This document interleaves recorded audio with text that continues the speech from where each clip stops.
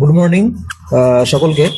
তো আপনাদের মনে একটা প্রশ্ন ছিল যে ডিএলএড 21-23 এবং 22-24 বসতে পারছে কিনা, কারণ আমরা যেরকম ঝড় উঠেছিল বা যা কিছু শুনতে পাচ্ছিলাম, তো সেখান থেকে দাঁড়িয়ে আপনাদের মনে একটা প্রশ্ন রয়েছে। যারা এখন ইন্টারভিউ ডেট দিয়ে আসেননি তাদেরকে মনে একটা প্রশ্ন রয়েছে, আমার 21-23 ডিএলএড আমি কি ইন্টারভিউতে বসতে পারবো কিনা, বা যাদের 2022-24 ডিএলএড তাদের কিন্তু মনে একটা সংশয় রয়েছে, আমি কি ইন্টারভিউতে দিতে পারবো কিনা। তো আমি আমার ইউটিউব চ্যানেল, যেটা মিঠুন দা হেল্পলাইন ইউটিউব চ্যানেল রয়েছে, সেখানে আমার কিছুজন শিক্ষার্থী বা কিছুজন বন্ধুরা ছিল যারা ইন্টারভিউ দিয়ে এসেছে, তাদের সঙ্গে সরাসরি কথা হয়েছে।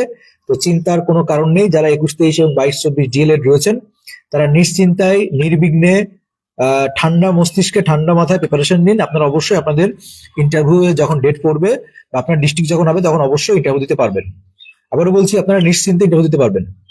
আপনাদের বলবো, আপনারা যারা এখনো আমাদের মিঠুন দা হেল্পলাইন ইউটিউব চ্যানেলের যে সমস্ত ক্লাসগুলো আমরা ইন্টারভিউ প্লেলিস্ট করে রেখেছি, সেখানে বাংলার উপর, ইংরেজির উপর, ম্যাথের উপর, হ্যাঁ, জীবন বিজ্ঞান, ভৌত বিজ্ঞান, প্রত্যেকটা সাবজেক্টের উপর সাবজেক্ট ওয়াইজ আমরা ক্লাস দিয়েছি।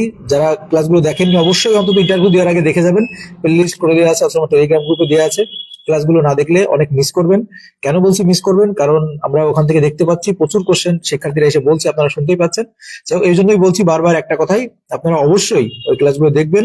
এবং আপনাদের ডিএলএড 21-23 আর 22-24 নিয়ে এখন আপাতত কোনো ভয় নেই, তারা ইন্টারভিউ দিতে পারছে, আমরা এটুকু জানতে পেরেছি, আপনাদের সঙ্গে জানিয়ে দিলাম।